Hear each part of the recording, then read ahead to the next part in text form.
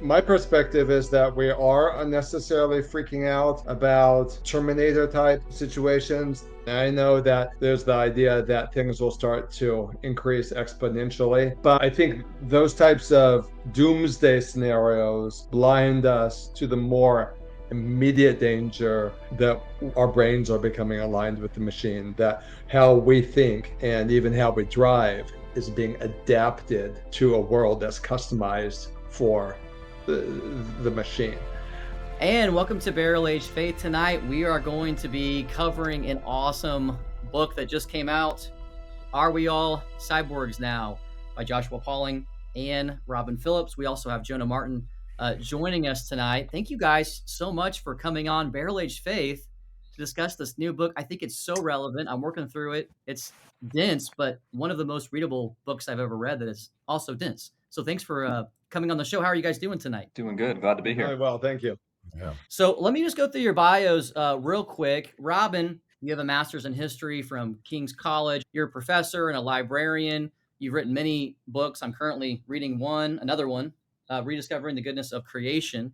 I feel like this book was written for me, by the way. I love it. And you've written, of course, a number of other books like Life's Trenches by Ancient Faith, and a number of other contributions, journal articles and essays and such. Joshua Pauling is the vicar of All Saints Lutheran Church in Charlotte, North Carolina. You're a classical educator. You've also written a number of books, and you're also a big contributor to this book. So thank you for joining us.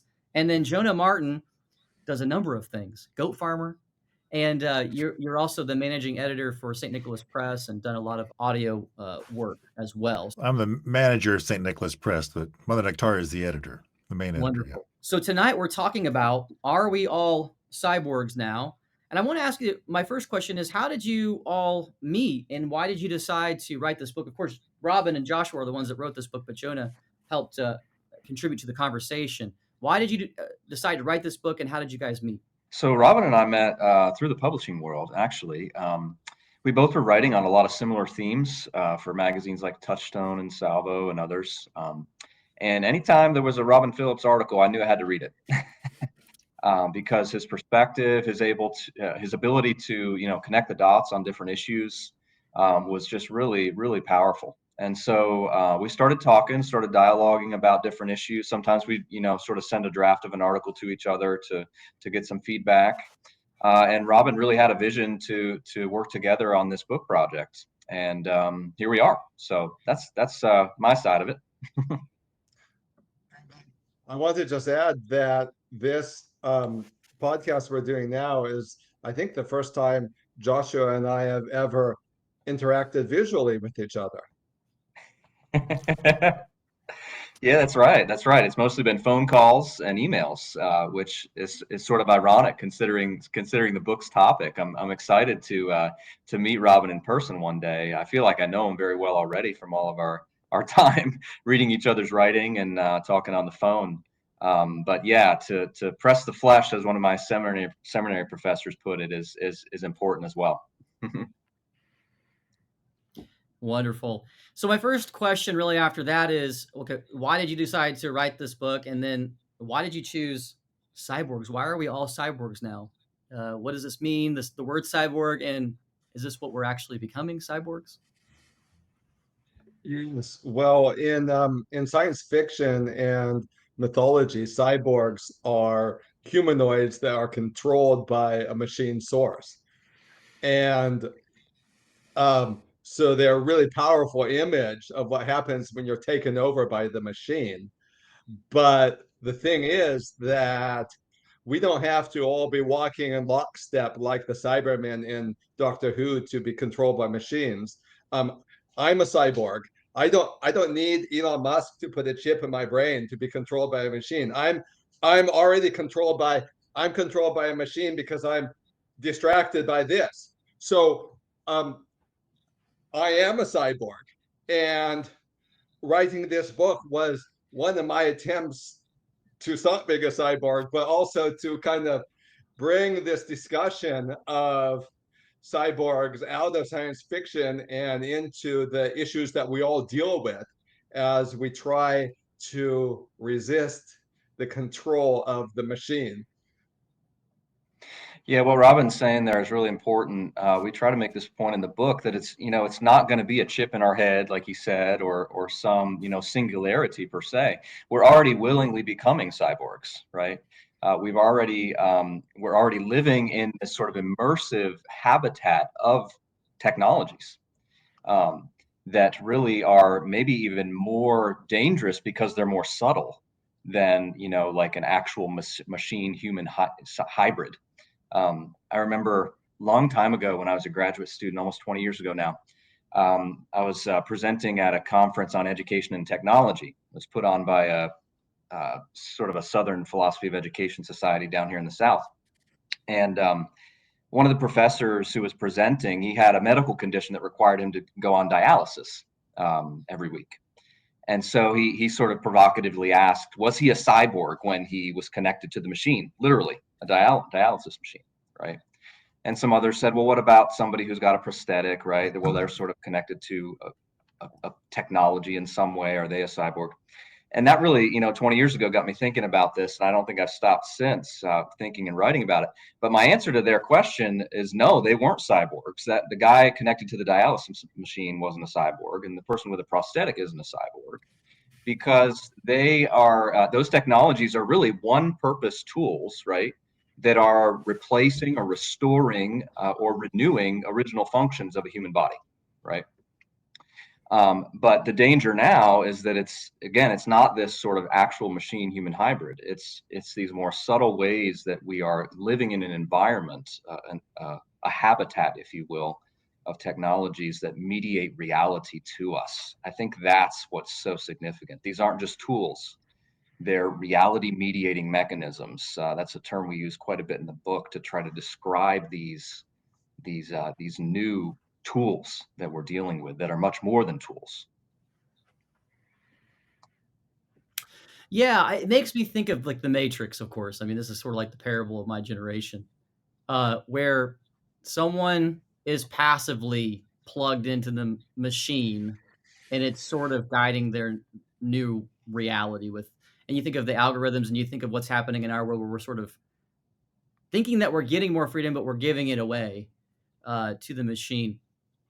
How do you think that the Matrix? I don't know if you've seen the movie or how much it influenced the writing of this book, but it's something that I think about quite a bit. How do you think that the film The Matrix contributes to how we study intellectually how we talk about the machine, which is part of your book, Reclaiming Our Humanity from the Machine? Well, Josh and I were actually just talking about that today, because a couple of years ago, I was thinking, oh, we're all going to live in a Matrix type metaverse or something. Mark Zuckerberg was talking about this immersive digital environment that we would all inhabit that would be like a parallel realm. And I was kind of expecting that kind of Matrix type future, but it's really interesting. Um, the the kind of alternative reality, the simulation, has been atomized. Each one of us can live with a phone, and with AI increasingly customized at the individual level, each one of us can live in our own simulation. It almost makes the communalism of the Matrix seem like a utopia by contrast. Josh, do either of you have anything to add to that? No, I think it's a great irony you point out there that the Matrix, at least they were all sort of living in it together, right? Whereas now we are all these autonomous fragmented cells with our own little sort of simulation. Yeah. I think Matrix is a neat commentary, but it's not a vivifying narrative. It's not a sufficient mythos for what's real. I think that's important to make that distinction, because we're prone to see kind of dicey pictures of possibilities and confuse that with the way things are. And an important aspect of the whole cyborg phenomenon is what's going on, like what's real. And we can be confused, falling into as you talk about in the book, ancient delusions about what deity is and what is real and what is our proper focus of attention. Yes, well said. I had never really thought about our reality being worse than the Matrix, of fragmenting community and everybody having their own reality plus. By the way, there's a great chapter in this book where you dig into reality plus. And I would encourage people to buy this book because we're just kind of scraping the surface of each of these chapters. I mean, this is 450 pages and it's dense, but again, it's very readable, essay style, very narrative and very personal. So I really appreciate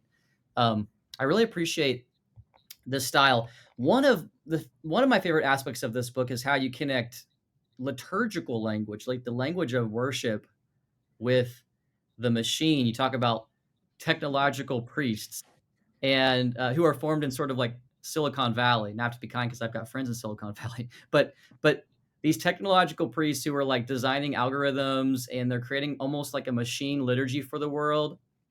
Sometimes giving people penance or excommunications canceled. How does this world of machine liturgy, first of all, tempt Christians from the real liturgy? And we'll get into solutions more of like later on in the interview. But I'm really just kind of interested to see, okay, how are we tempted with this false sense of worship, and how is it even being created as we speak? Okay, Robin's passing the mic. All right. So I think you can chime in too, Robin. We both wrote on this in the book, sort of different facets of the spirituality of the machine and how it tempts Christians and tempts all of us. I think really what these technologies are doing is they're sort of accelerating and accenting the original temptation that you shall be like God, right? The temptation of the dragon in Eden was that you shall become like God, right? And we're trying to do it technologically. And we're rejecting our status as creatures through these devices because they habituate us towards things that aren't creaturely, but instead are sort of simulations of the divine, right? They habituate us towards autonomy, that we are in control of our own destiny, right? Think of how seamless it is to control so much of your life with just the swipe of your fingers, right? And the click of a button, or even your voice, right? You can speak to Siri, you can speak to your device, and your will is accomplished as if you are the divine creator. These devices also habituate us towards disembodiment. They separate us from our embodied limits. They cause us to reject our limits. Even before the fall, Adam and Eve had limits, right? There were creaturely limits. Now, exactly what those were, I don't think we're going to parse out tonight. But they weren't God, right? They were creatures of God. And so I think those are some of the ways that our habits, our technologies that we sort of are immersed in, are habituating us towards these things that cause us to reject the true God and reject our status as creatures. Yes, thank you for that. And it occurred to me while you were talking that the priests of ancient paganism had a very mechanistic approach to bringing flourishing to the community. You do the right rituals, you engage in the right incantations, and you'll have a good harvest or fertility or appease the angry gods and so forth. And we're seeing that same mechanistic worldview return via the priests of the machine, the people who have access to the mysterious workings of the algorithm that are inaccessible to the rest of us. And again, it's like a recapitulation of the mechanistic worldview of ancient paganism, where there's a technique to fix all ills and all problems, except it's not like an incantation. Well, it is a kind of incantation. These John, I don't know if that's something you've also observed or thought about at all. Well, like the incantation aspect or the priestly component? Just general, yeah. Well, in one sense, nothing's changed in a sense. Like it's like the ancient delusion is that if I make a body and will a spirit to inhabit it, and then try to commune with spiritual entities, then I'm somehow containing, or this deity will do my will, right? But of course, it is kind of a prefiguring of the incarnation in a sense, that we're willing to incarnate a spirit into lesser matter. And it's like the same, our modern secular perspective is that inanimate matter, the regolith, kind of interacts randomly, and then out of it, interacting with, lightning strikes and primordial soup, amino acids emerge, and then more complex things emerge, and then voila, you've got complex life, and we've got consciousness, which we use we use that word all the time, but we can't define it. And that's just not a Christian worldview. That's bottom up. It's saying that life comes from below. And of course, a Christian perspective is that death cannot generate life.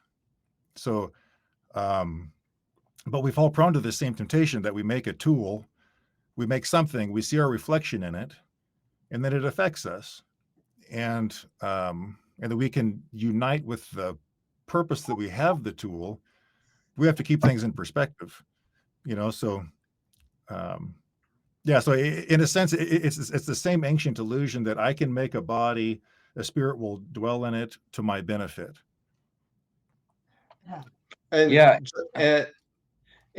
So the people are actually saying that if we build enough data centers and they crunch information enough, that it will be inhabited by AGI. This is what people are. So just like the priests of ancient paganism would build an idol that would then be inhabited by a spirit, or a ziggurat tower. We can talk about that later with the Tower of Babel if we want. But you'd build something that would then be inhabited by a non-human intelligence. Similarly, today, people are saying, this is people, engineers, venture capitalists, people in Silicon Valley, technologists, they are, there's this discourse that if we build enough data centers and crunch enough information, that then it will be inhabited by this AGI that will then bless us with the modern equivalents of good harvest, fertility, victory over our enemies, and so forth. And this isn't some conspiracy theory thing. This is, you can hear people talking about this on Joe Rogan, people at Stanford. This is in mainstream technological discourse now, is a recapitulation of this ancient idolatry. Yeah, I wanted to add one thing there. That is just absolutely stunning, right? That's happening. But I think what's especially bothersome as a Christian is like when the church starts to bring those technologies into its worship life, right?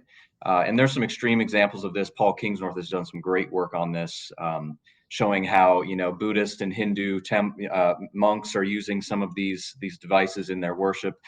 Even some churches have experimented with like AI preaching sermons or pronouncing forgiveness and things like that. So that's just a terrible crossing of the line. Right. And we explore some of that in the book as well. But, it wouldn't have to be that. I think we also need to think about, screens in worship. Right. And during COVID, obviously, there was this big thing of virtual worship or Zoom church. Right. I think now's the time we really need to think more carefully about those things, especially when we think of the incarnational realities of the faith. Right. The sacramental realities of the faith, which require in-person presence. Right. So there's so many aspects of this that are worth exploring, and we try to at least get that conversation going in the book. Yeah, can I just add, during COVID, when everyone was doing Zoom church, I thought, oh yeah, no, this is okay because it's helping with health. But now I've rethought that because I know people who have just it's just like continued, and so I'll have friends and oh yeah, I went to church on Sunday. where did you go to church? And there's, oh, I do it over Zoom. I keep hearing that. Like somebody say, oh yeah, I had a good Sunday. I did church. And I'm like, oh, where did you go to church? Oh, it was over the internet. It's like normal now. I even looked up the church I used to attend as a child with my grandparents is now offering um, Zoom service. 90% of their services are Zoom. Some churches are even now doing Zoom Eucharist, and I don't really know.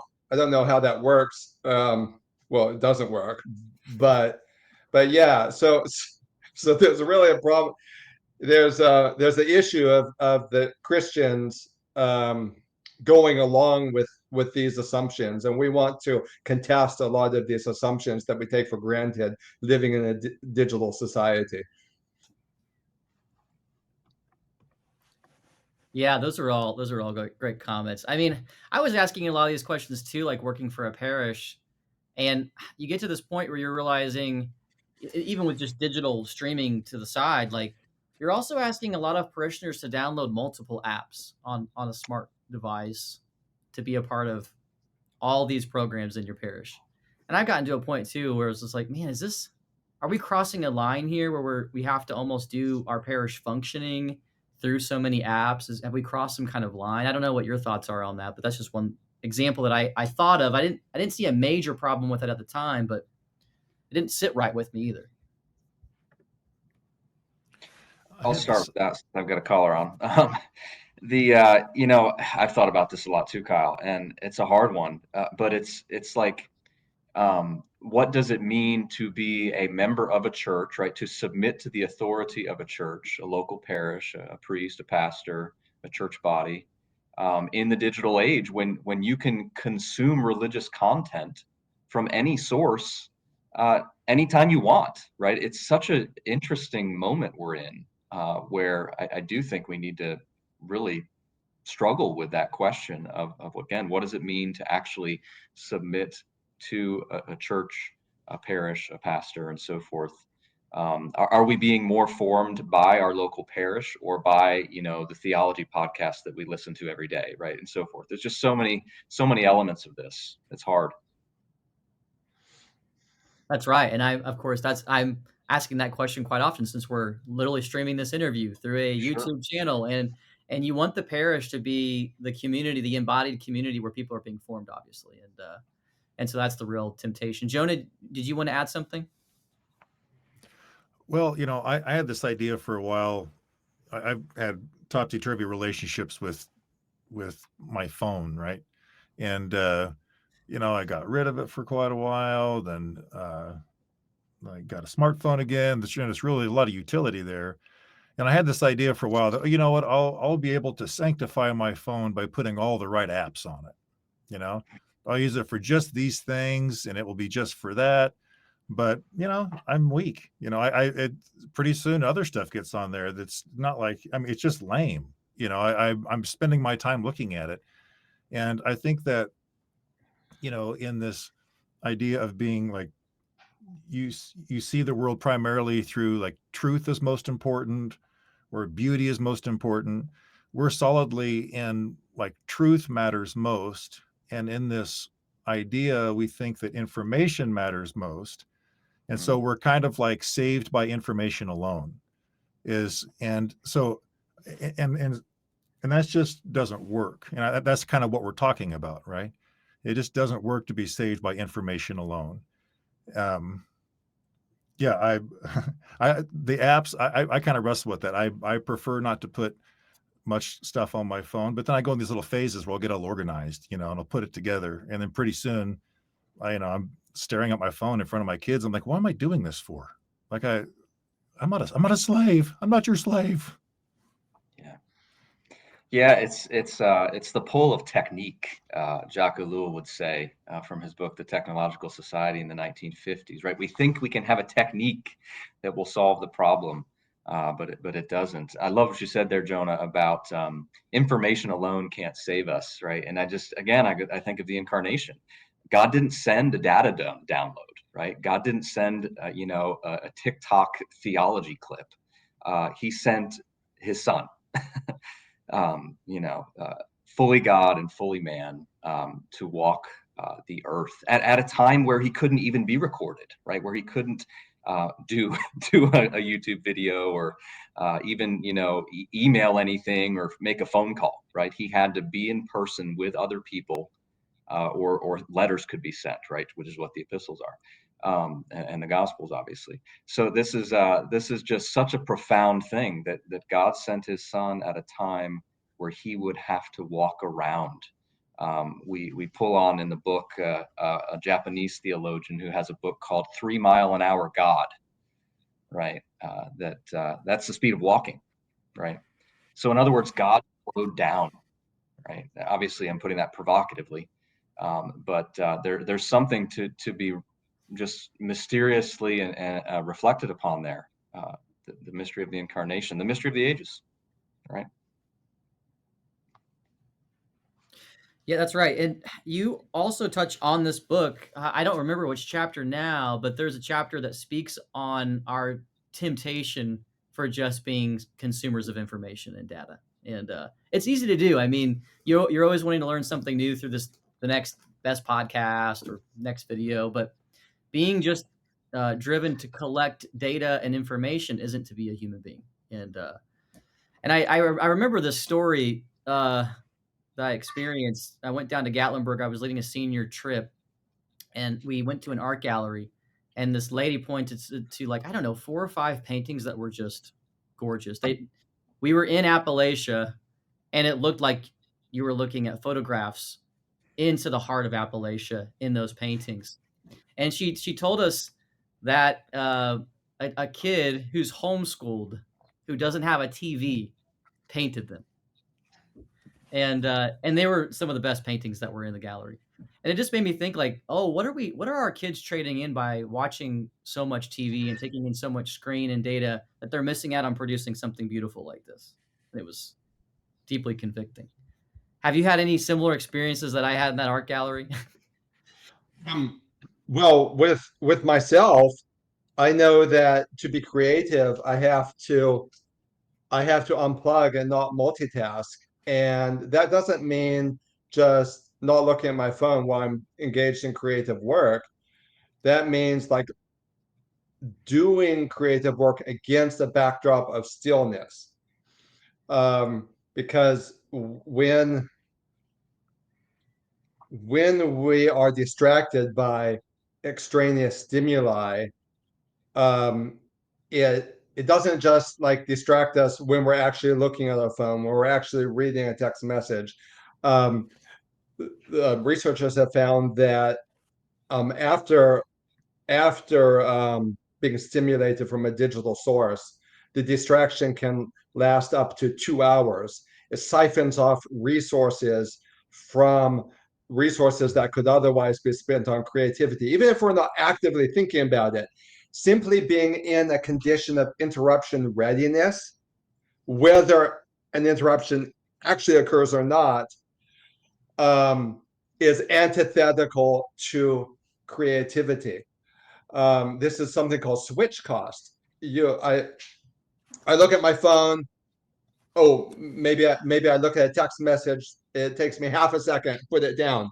Well, it doesn't just take me half a second, because my unconscious is still thinking about it acutely for the first 64 seconds, and then for as long as 2 hours afterwards. And of course, I mean, these are averages that the researchers have found. And we don't appreciate how much that type of divided attention saps our creativity, our ability to form schemas, to think conceptually and contextually. And I don't paint, but there's other types of art that I engage in, and unless I'm doing it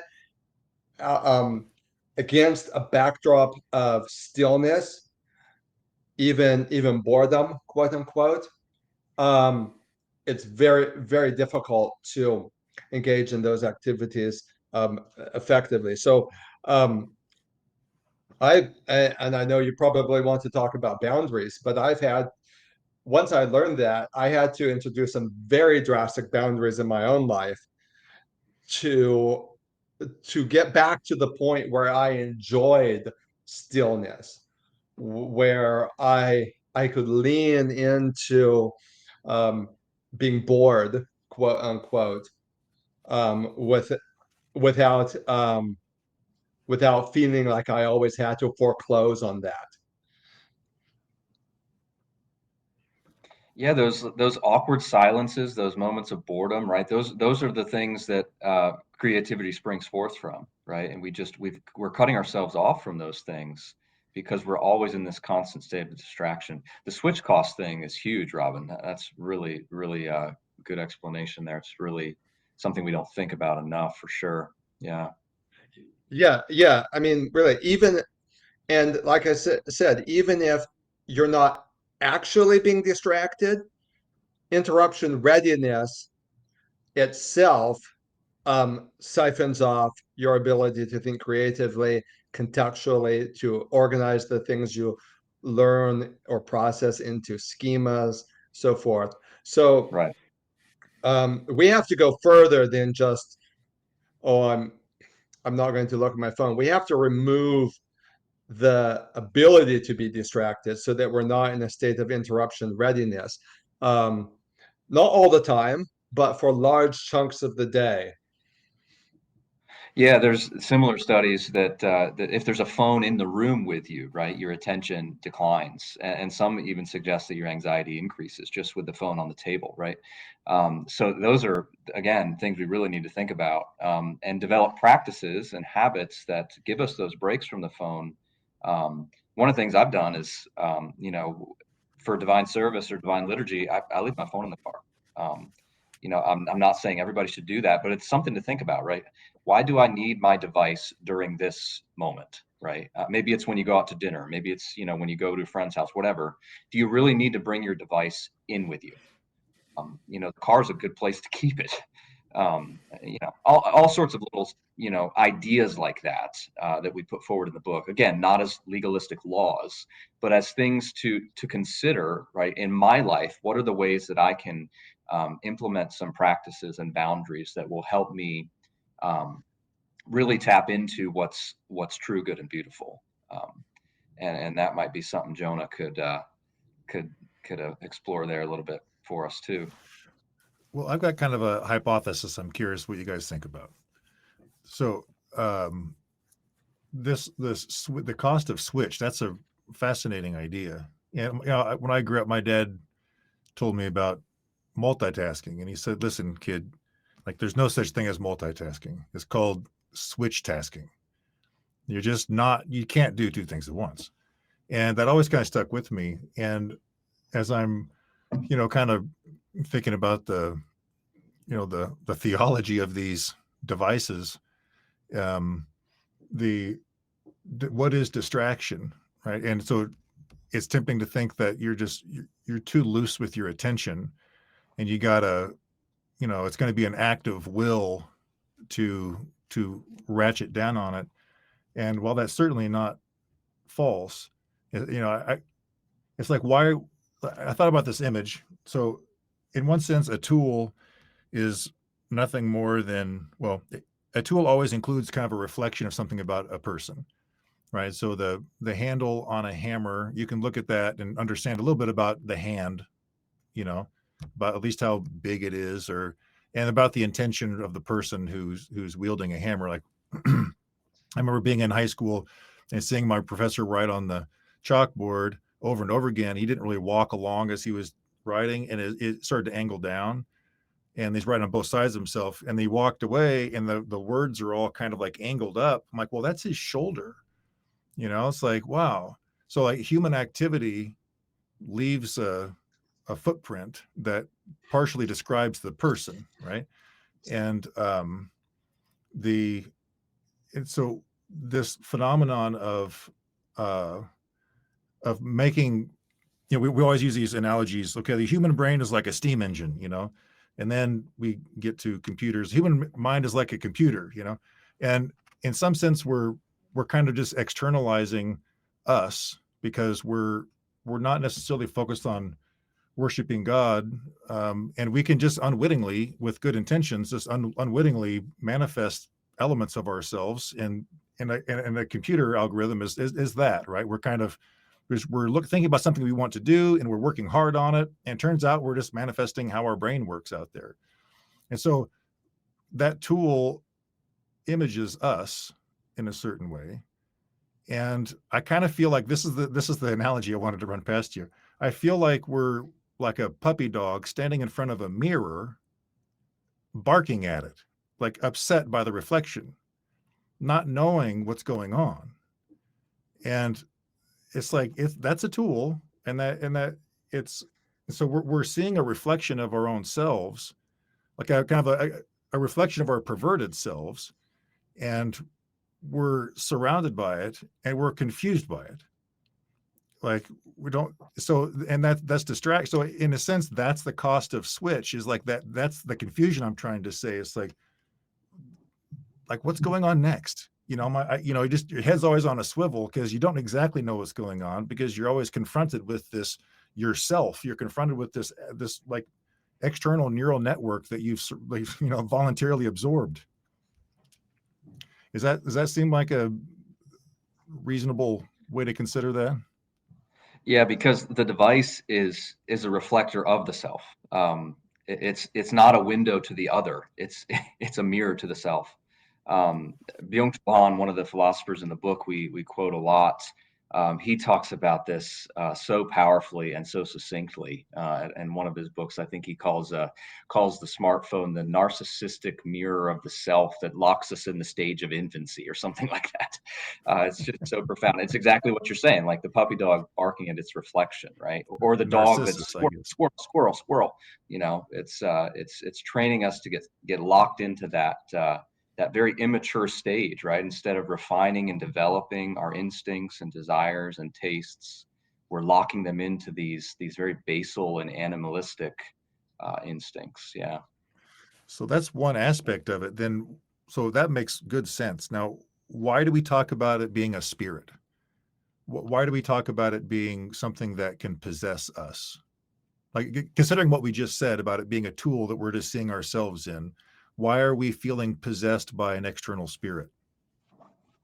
Well, so when God made us in his image, and so we look to God for transcendence and fulfillment. But what actually happened, that's how it's supposed to work if we're aligned with our proper telos.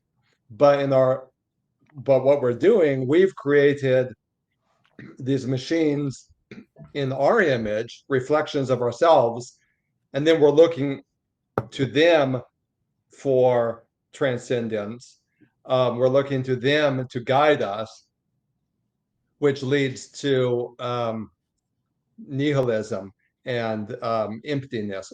I forget your exact question that you asked. Well, What did you ask so there? it's part of the confusing part of this whole subject matter, which is why you wrote this wonderful book about it, is it's hard to know how to talk about it. So we're using spiritual language sometimes about it being a spirit of things or demonic, and then we also can talk about it in very practical terms, like it's just a tool, right? So and we compartmentalize those in our brains. Where do they interact? And I see where you're going with we're looking to the image of God, but in a sense, we're looking to the image of ourselves. Is that like, what are some things you've heard about the spiritual realities of like AI that resonate or just seem not fitting? Yeah, well, this is something that I'm still trying to work out. I mean, it is confusing. Um, like a couple years ago, or maybe it wasn't that long ago, like a year ago, Paul Kingsnorth was talking about AI being demonic and being we didn't create it. Um, we think we're creating it, but we're creating this body for something to come and inhabit. these ideas of it being conscious. And I was like poo-pooing that. And I still think that needs to be nuanced very carefully, which I do in chapter 2.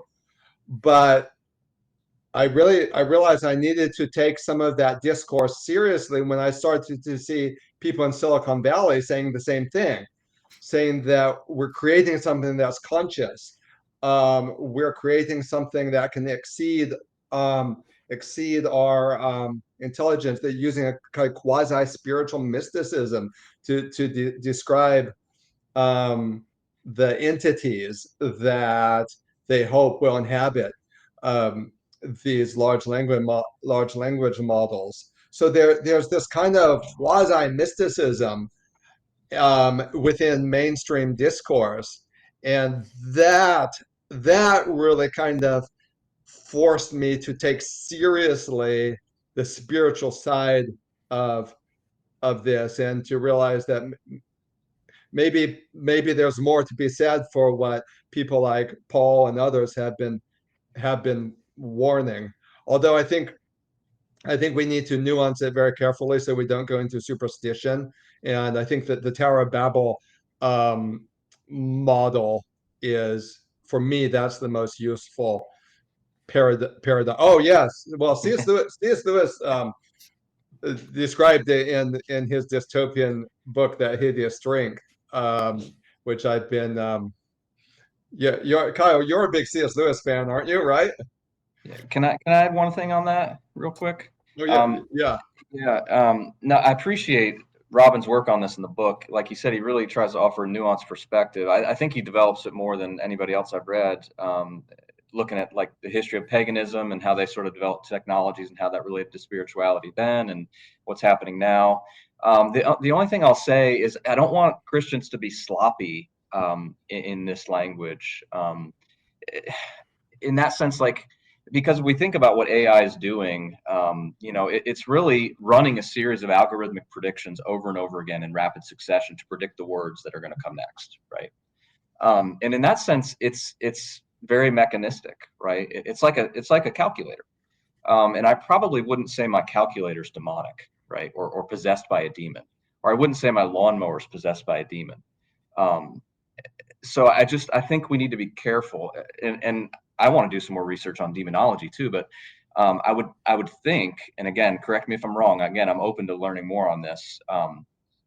I think demons can only possess living beings.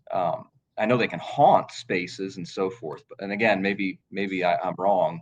So correct me if I'm wrong. So I'm open to the possibility that they can become portals. Maybe portals is a better word. That these things can become portals to the demonic realm. But the language of possession and demonic, I think I don't want us to be sloppy, right? Because how is that any different than from like my mentor pastor? He spent a little bit of time years back in the charismatic movement, and one time he hurt his knee playing football, and they took him down front and they tried to exorcise the demon of knee pain out of his knee. He just tore his ACL, right? There wasn't a demon of knee pain in his knee. So you know what I'm saying? How do we balance that? So if you guys have anything on that to add, please do. I think it gets to that point of confusion, and being sloppy is a great way to put it, because a lot of us have more fundamental knowledge to gain about a Christian understanding of the cosmos before we start calling things possessed or not. And also a portal. I think there's also, in this idea of our culture being kind of truth, salvation by information or something like that, we can easily say the wrong things. And in our current culture of saying the wrong thing, we get, kind of socially punished for that. And so but Christ tells us that worship, over and over and over again, worship is not your actions. So we shouldn't fear. I think this is part of the confusion I hear. We shouldn't fear accidentally worshiping demons. And maybe this is too bold to say, and maybe you guys disagree with this, but if worship is an orientation of your attention, and we can be using these tools, and in some sense, it's just another tool because we're uniting with the purpose of that tool, but then falling passive to the same old passions. So through the really enjoying Robin, your chapter on this was really great, talking about your experience of transmogrifying into a cyborg. And it's not necessarily that we're worshiping I guess we have to be careful with our words. You can fall passive to your same old passions just by being distracted so much. And we fall despondent, and we fall to gluttony, we fall to acedia, we fall to lust, all these things through the same portal. And so is that demonic possession, or is that just passivity to our fallenness? And I think there might be a way to talk about it both ways, but we just have to be really careful, right? And that's a really good point. Yeah, Yeah. I think many of us can relate to the idea of a smartphone feeling like the ring that Frodo has in Lord of the Rings. And even though that's a fictional world, I don't know if it necessarily gives us the language that we need to talk about it at a deeper level, depending on who our conversation partner is. But we all feel like that sometimes, where I need this phone, I need it. There's and you particularly see this with children and youth, but adults can form the same habits of feeling like your arm has been cut off if you don't have your smartphone. And in the Christian landscape, that's a type of possession in a way. I mean, if you don't feel like you're a fully human without your phone, that's not good. So I don't know. What do you have when it comes to Frodo and the ring and the smartphone? Is there anything come to mind? Yeah, I mean, if you think of the way, especially Gollum, sort of caresses the ring and so forth. I mean, that's our interactions with the iPhone is definitely similar for sure. It's definitely a good way to think about this and discuss it for sure. That is it like the ring? I don't know if we need to throw it in the fires or not. It's hard to say. Can you wield the ring, right, for good or not? I guess is the question you're really getting at there, right? I think so. I think about this a lot with particularly young teenagers. I mean, can they really wield this thing? And I understand you can put on certain controls and you can do all these things, but still, can a 13-year-old boy, even 15, 16-year-old boy, are they spiritually mature enough to really have dominion over this thing? Because I always tell parents, I'm like, this thing can be a Bible or it can be a Playboy magazine instantly, within seconds of each other. And is that too much power for your boy in his bedroom? And so I would often encourage high school parents, at least get it out of the bedroom, at least create these boundaries, but there's a lot more to it than that. Absolutely. There's a lot of evidence that when teenagers have phones and their brains are still developing, it can permanently stunt frontal lobe function. So I totally agree with that that general caution, that concern. But the concern I have with comparing it to the Ring of Power is that, in a sense, that then absolves us from having to pass on good skills and virtues to our children. Because if we're just like, oh, it's like the Ring of Power and never touch it, then you're disincentivized to teach the skills, the virtues, the good habits that go into using it. So while there are some parallels with the ring, we don't think that it's inherently evil. What the model that we use, or the way that we describe it, is that tools nudge us towards a certain way of being in the world. Any tool has a built-in ethic kind of baked into it, if you will. So like the clock has a certain, orients us towards time in a way that's different to the sundial. The map orients us towards space in a certain way. Even tools that most tools are assume a right-handedness. A lot of tools assume right-handedness. So understanding the assumptions baked into the tools, how they nudge us towards certain ways of being in the world, towards certain ways of thinking of ourselves, towards thinking of other people. Those types of questions then help us to use discernment in the limits and the skills and the virtues necessary to mastering those tools rather than them mastering us. So that's where it would be different from the Ring of Power, because nobody, not even Gandalf, would be able long term to master the Ring of Power. It would eventually corrupt even Gandalf, and he would become another Sauron. So yeah, but there are parallels, but I don't want the danger in thinking that digital interfaces are completely demonic is then it disincentivizes you to teach skills and virtues and good habits to your children, just like a vegetarian is disincentivized to learning about meat preservation and preparation.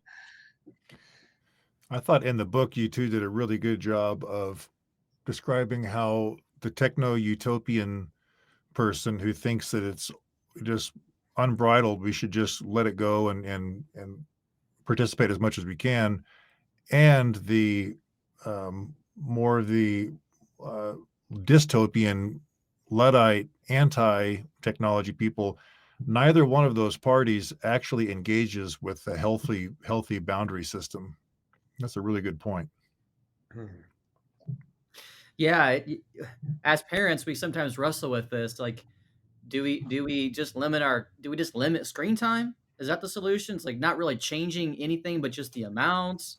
Do we need to completely change our lifestyle and become Amish or off the grid goat farmers, or do we want to do XYZ? You know, Benedict option to the extreme. I know you give a lot of great ideas in the book about solutions to these problems, but just to give our listeners just a taste, what are parents supposed to do? Like, what are we supposed to do? Well, certainly limiting screen time is huge, but also that's not good enough. Quality of screen time is equally important. If I have if I only have an hour a day of screen time, but I'm using that with 10 tabs open, continuous partial attention, surrendering to the ecosystem of distractions, it would be better for me to have 3 hours of screen time, but to practice skills and virtues, than to have less screen time, but have the digital interface form me and a malform me, I should say. So screen time is certainly important, but it's not enough. Parents and teachers, pastors, librarians, we need to teach students and our children the skills, the virtues, and the habits for using digital interfaces effectively, for getting the most bang for your buck. If you're on YouTube, if you're looking at emails, if you're reading text messages, all those things require certain skills and virtues and good habits. So quality of screen time is just as important as the quantity of screen time. Barriers to entry and thresholds, like just basic things like where are your digital interfaces situated in the house? Is in a public place or in your bedroom? What's easily accessible in the place where you spend the most time?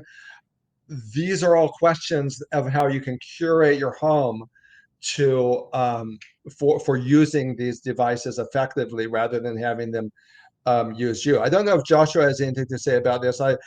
He had some good insights in one of the chapters we co-authored about thresholds and barriers of entry. Yeah, sure. So you want to think of ways to sanctify time and space, right? So times each day where you're not with your device or with the screen.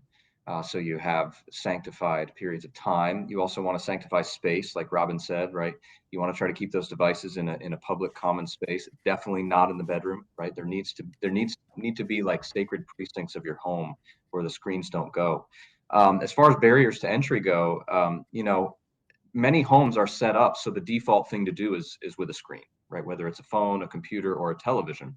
So how can you sort of restructure your home so that's actually harder to do than to get out a board game or to get out a book or to play an instrument or to make a meal, right? Those types of things. Again, we offer a lot of them so that individual families and people can think of what is going to work for them. Those types of things I think are really important. And again, the whole point of these practices is not to be negative. This isn't about saying no. It's about opening us up to a better yes, so that we actually begin to develop tastes for what's actually more satisfying in the long run. And this is where some of your work, Jonah, was really helpful early on. We had sort of an email dialogue, and Jonah brought up the language of technological asceticism. That just like we fast, right, spiritually, or we might have spiritual disciplines that help form us as people and develop our virtues, similar like to exercise, physical exercise, right? All those practices we want to think about in relation to technology. Again, not just to say we're against things, but so that we're actually forming a stronger person of virtue and character. So, Jonah, you want to add anything to that there? Yeah, well, it's interesting, the idea of fasting. To a lot of people, and to myself at times, it's merely a prohibition, and that doesn't last. Some people are extremely disciplined and have a lot of willpower, and they muster that willpower to deny themselves certain things. I really like the way that Dr. Tim talks about it in Ethics of Beauty, where the only, like, whenever our heart is engaged in deep eros to unite with God, then our chastity and our asceticism ceases to be an act of sheer willpower. We're actually focusing on the thing we're trying to avoid by trying to avoid it, and it becomes like a lover who is thinking about his love and forgets to eat. And so the only therapy for the soul is God. That's the only therapy for the soul. And God works through people as well. So those relationships, we could look around us and just look at the health of our relationships and see how we're doing in a certain way. But yeah, the asceticism is something that is really important, and I think that that's probably going to be an ongoing discussion for a really long time about what is an appropriate limit. Because if we're simply denying ourselves, that's really useful for certain things. But if we're just ignoring something to look at something else, then the basic cosmology is that we fall passive to things that are not God, and have a feedback mechanism of our own fallen nature. But Christ shows us the proper passion. His passion was passionless passion, where he followed the will of the Father to self-offering and self-emptying, and that's the only model. That's the only source of life, and it's hard to talk about. So and certainly the ascetical practices, whenever we have these associations that we're just denying ourselves, that's important sometimes, to chain ourselves to the mast and not get there. And properly done is our to ignite our eros for God and be in that space, then we can be using tools and not be falling passive to things other than God at the same time. That's the project, I guess, right? Yeah, it makes me, when you were speaking, it made me think of a popular evangelical writer a while back, who's now passed, Dallas Willard, and he would call that sin management, where you're just so focused on getting rid of your sins and avoiding them that all you're doing is thinking about them, and instead of having a renovation of the heart and being captivated by God. And so it made me think of Lent. I mean, Lent is a time of fasting, of course, hopefully for all sorts of things. But for me, I mean, the experience has been that it's a time of great feasting. I mean, I'm reading great spiritual works. I'm going to church more. It's a time to taste and see that the Lord is good. So I think that's kind of a few thoughts that I was thinking of when you were speaking of technological fast. It's like getting away from all these podcasts so that we can crack open our actual physical Bible and maybe have a sacramental experience with it. Which, Joshua, you talk about that in the book. You touch on even the importance of a physical Bible. You want to add to that at all? Yeah, sure. Yeah, we tackle that in a chapter. There's something different with the way that the brain works in relation to physical texts compared to digital texts, especially when we think about the scriptures itself. And Robin did a lot of the research on that one, so I'll let him take it from there if you want to add more on that, Robin. Yeah, well, just like you said, there's our brains are oriented towards text differently. If it's a scroll, or if it's a codex, or if it's a digital sort, like a digital Bible or audio book, the research is overwhelming that we process information differently depending on the medium. And that's not to say that one type of media is better than another. It's just different. You just have to understand, like with the clock, a clock orients us to time, a digital clock orients us to time differently than a sundial. And there we have a different orientation towards sacred scripture if we are reading pictorial verses on Instagram versus reading a physical manuscript that's been illuminated. And so, and one of the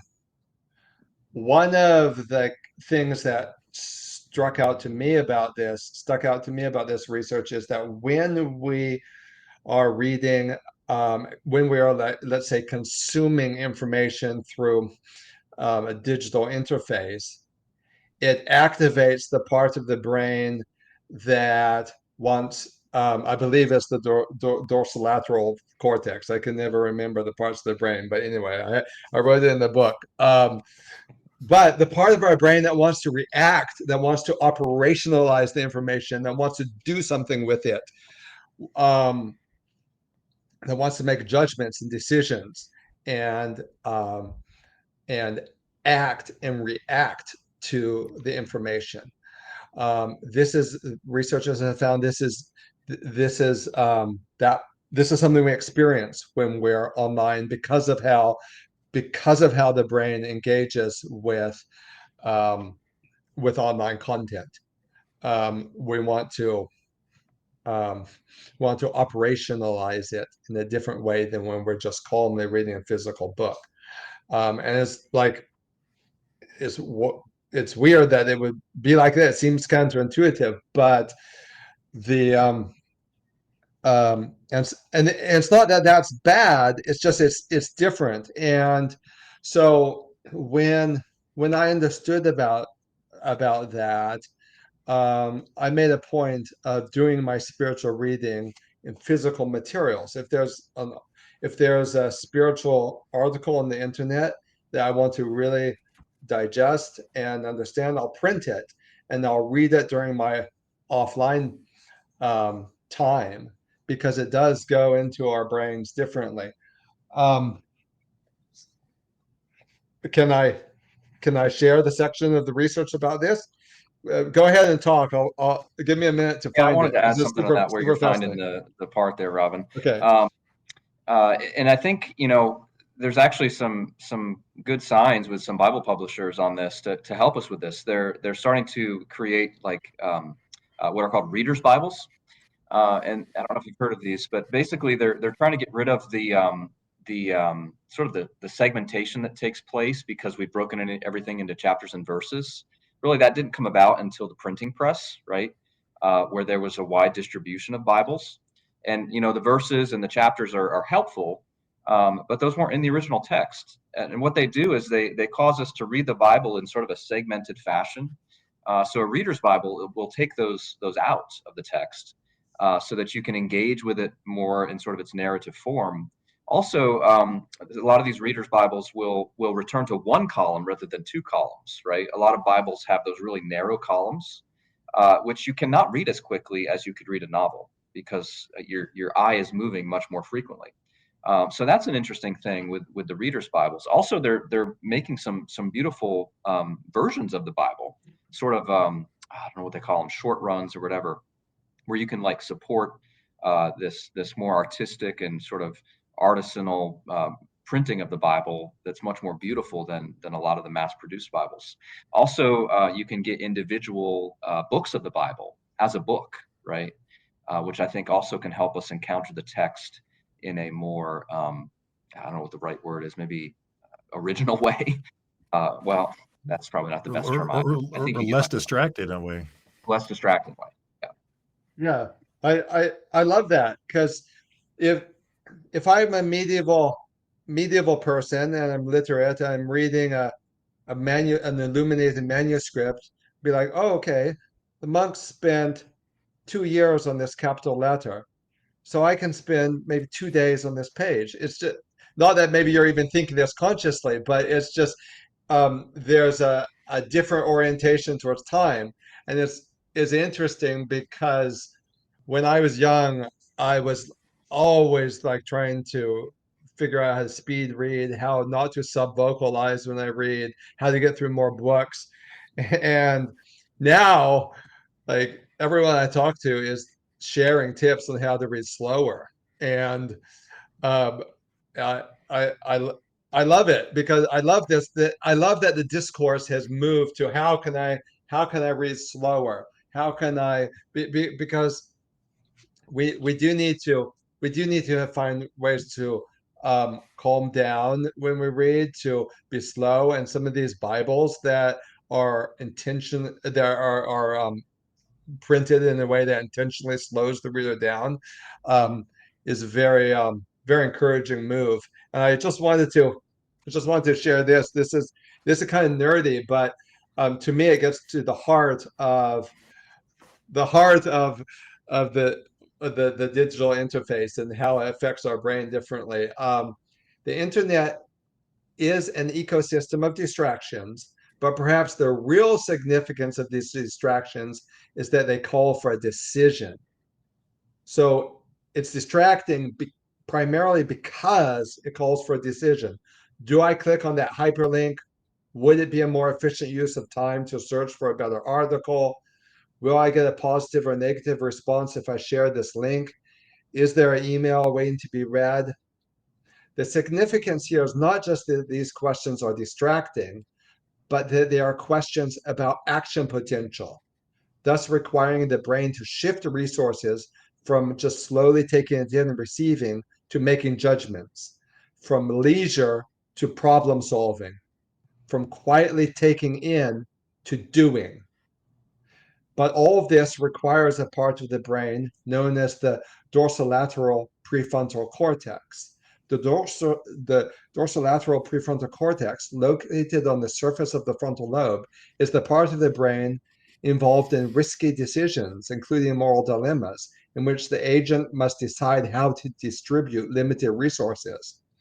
The mentally exhausting activity of doing a cost-benefit analysis actually happens every time we are online, leaving us with less resources for engagement, reflection, memory, and contemplation. So we encourage people to print articles and read them when you're offline. And certainly scripture reading. We're not saying it's a sin to read the Bible online. Certainly we do that often when we're studying the Bible and so forth. But we really encourage people to read large chunks of scripture from a physical book without a phone in your room, so that your dorsolateral prefrontal cortex is not having the distraction of having to make decisions, having to make judgments. Do I click on this? Do I share this? Do I respond to this?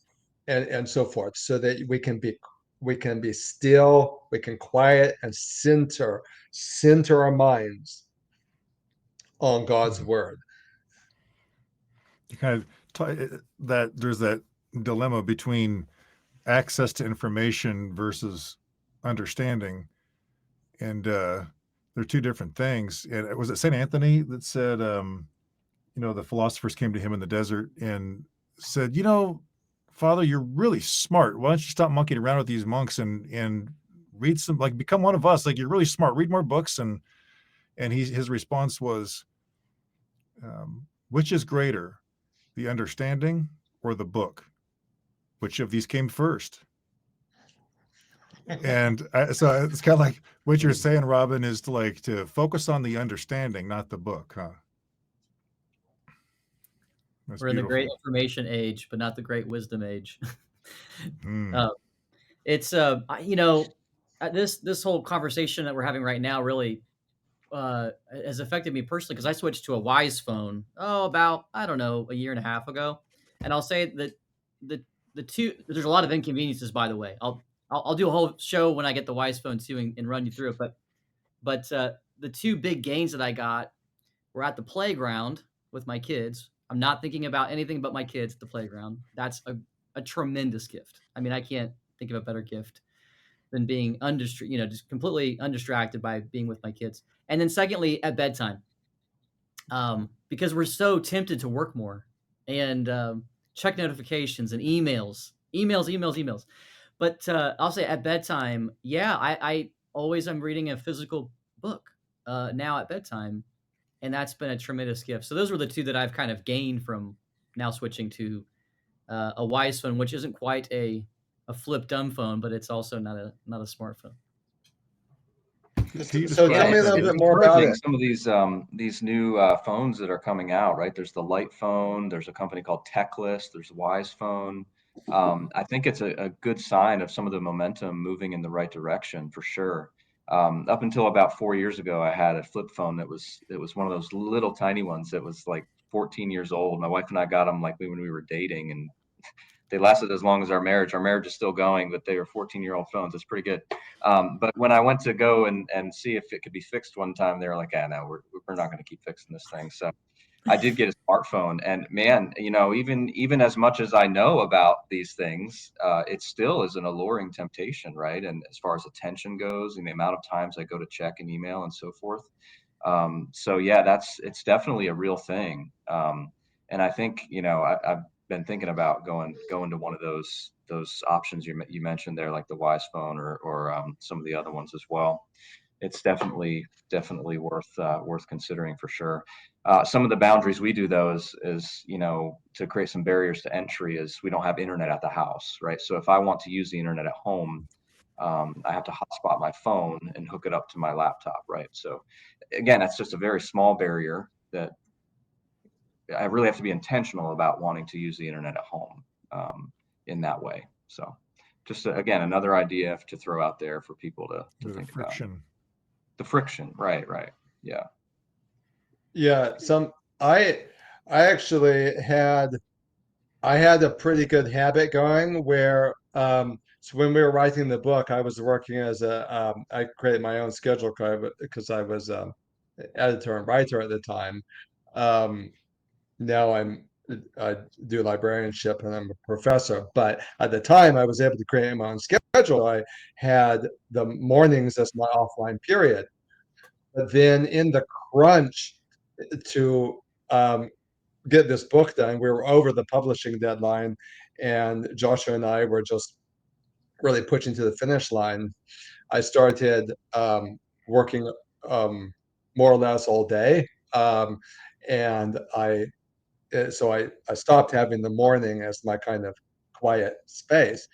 And then when the book was finished, when Joshua and I finally got it off to the publisher, I was like, okay, I'm going to go back to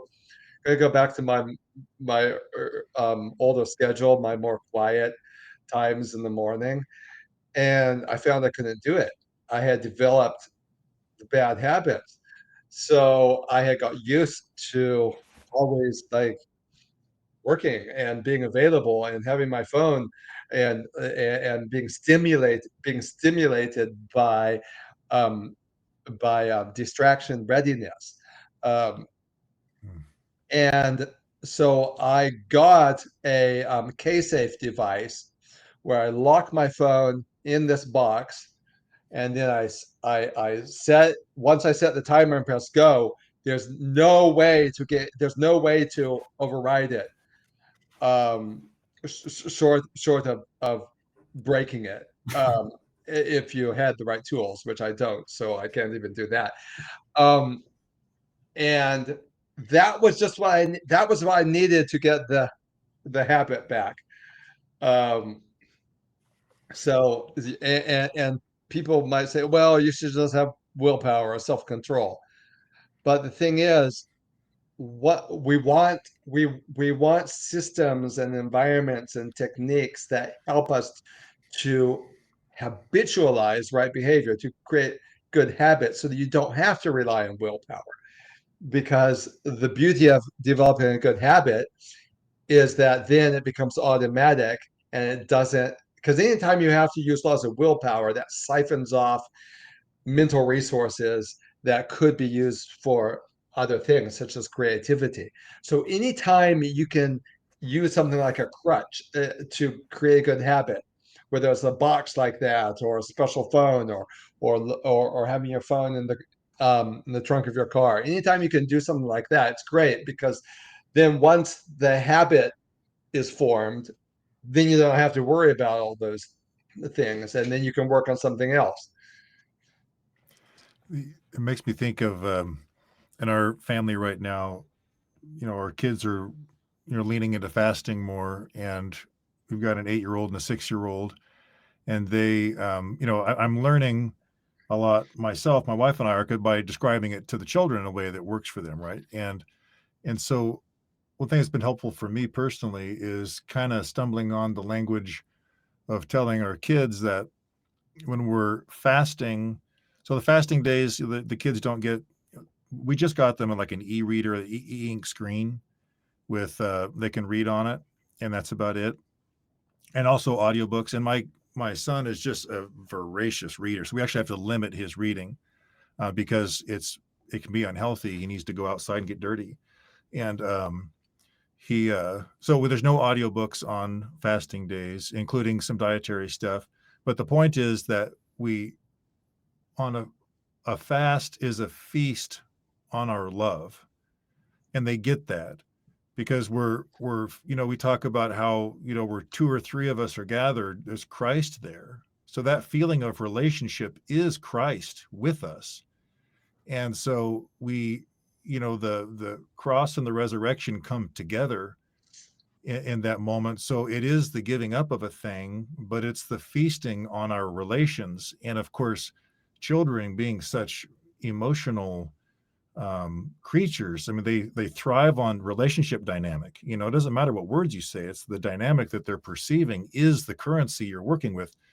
So just, for everyone, listening, and, we're always thinking of ideas, like, what do we do? And that's been a helpful thing for us, is for the children to start learning already that a fast from this thing, which I like, is a feast on our love, and that we can focus on our family dynamic, which becomes a positive feeling, which we do regularly. We want that positive feeling. So you're going to the positive thing versus just being averse to the thing that we're supposed to limit for some reason.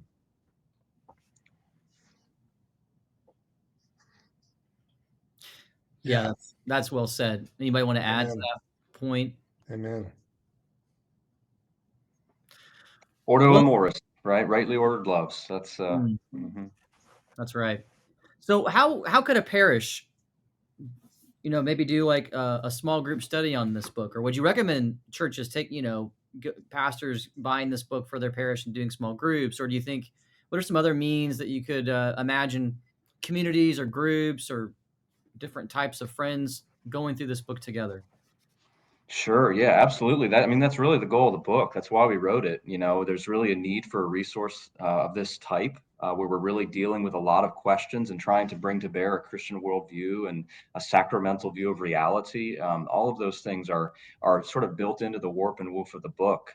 So we hope it'll be a catalyst for folks from all sorts of vocations and walks of life, that they can come together and create what Edmund Burke called little platoons, right? Little outposts of humanity and freedom, where people can come together, be fully alive, and retain our humanity in this machine age. And there's so many different sections in the book on all these different types of topics that I think it really would be fitting for that.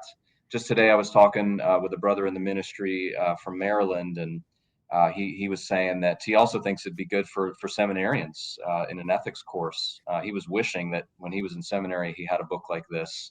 I think also it could find a place in College of Educations, in an education course or a philosophy course. Those are the types of things we deal with, but we deal with them in a very practical and accessible way.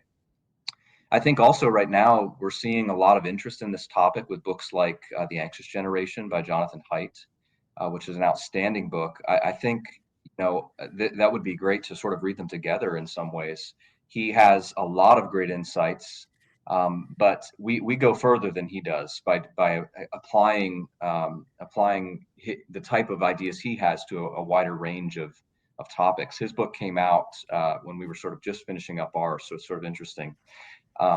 And honestly, on the spirituality and religious questions, his worldview just doesn't allow him to really go there. He sort of bumps up against those questions quite a bit in his book, but we're willing to dive into those questions. So I think it's an exciting time on this topic. Again, I think there's some momentum moving in the right direction, and it's really, I think, a time where we need each other on this issue. It's really, Haidt calls it a collective action problem, right? It's very hard to do these things alone because you don't have reinforcement, right? You don't have backup, you don't have encouragement, and you don't see all the benefits. If you're the only one making difficult decisions about technology with your kids or with yourself, all the other kids are still like this, right? And so you're not getting that communal benefit, right? Everybody needs to make a decision, or at least a small group of people together to really get those benefits. And there's some hints of this. There's groups called Postman Pledges. I don't know if you've heard of this, but Neil Postman, the great social critic of the 20th century, there's these families that are coming together across the country and taking the Postman Pledge, which is basically a pledge to reduce their technology use and replace it with good things like picnics and hikes and board games and all those types of things. And then also, it's interesting, this summer I was at a conference presenting on technology and education, and there were about 100 people in the room. And to begin this session, I asked everybody to put their phone up in the air. And there were some flip phones in the room. And you know who it was that had them? It was people younger than me. So I think we're seeing, some younger people realize, maybe from watching their parents, that hey, I need to find a way to not become consumed with the smartphone, right? So there's signs of hope, and we hope the book can be a part of that. Well, I think it certainly will. Again, guys, go out and buy this book, Are We All Cyborgs Now? By Robin Phillips and Joshua Pauling. Guys, this has been an honor and privilege for me to host this conversation tonight, particularly since this is the first time you guys have seen each other virtually, since you could author the book. So this has been a great privilege to have you all on tonight. I know this conversation could go 10 hours. I've got like a million questions I'd love to ask you. Maybe we can have a little conversation after I close out the show, because it'd be fun to have it. But guys, thank you so much for jumping in and watching us this evening. Don't forget to, by the way, where can they purchase this book? It's by Basilian Media and Publishing. So they can buy it on Amazon, and I'll push that link into the description. Is that the main place to buy it? It's also going to be available probably at Eighth Day Books and a few other booksellers. But yeah, right now, primarily through Amazon, ironically. And bookstores who want to publish it in bulk can contact the publisher directly, and they'll help them. Fantastic. Yeah, I would encourage, particularly like Christian universities, like make this part of maybe a technology and ethics class. This would be a great book to be a part of that kind of conversation. I know my small evangelical liberal arts university required all the computer science majors to take like an ethics and technology course. And I actually think about this quite a bit, even when I was reading this book, because many of them went on to work in Silicon Valley or Google or all these places. And I'm like, I really hope they're in the boardroom thinking about that ethics class when they're making these big decisions.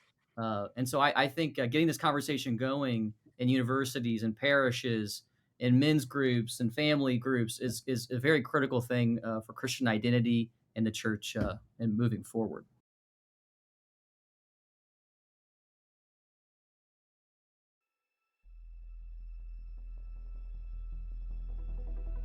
Any last words as we close out the tonight's show? Well, just thank you so much for organizing this and making it all come together. Yeah, thank you, Robin, for bringing us. And Jonah, great to finally meet you. I've heard about you for a while. Thank you, Joshua, for coming on. And I look forward to reading more of your works as well. So, guys, don't forget to like and subscribe. Share this interview for people that you would think would enjoy it. Get this book, do a little group. I'm thinking about a few men that I'd love to do, maybe over Zoom with this book and have some good conversations. All right, God bless and have a great night. Bye-bye. Thanks, guys.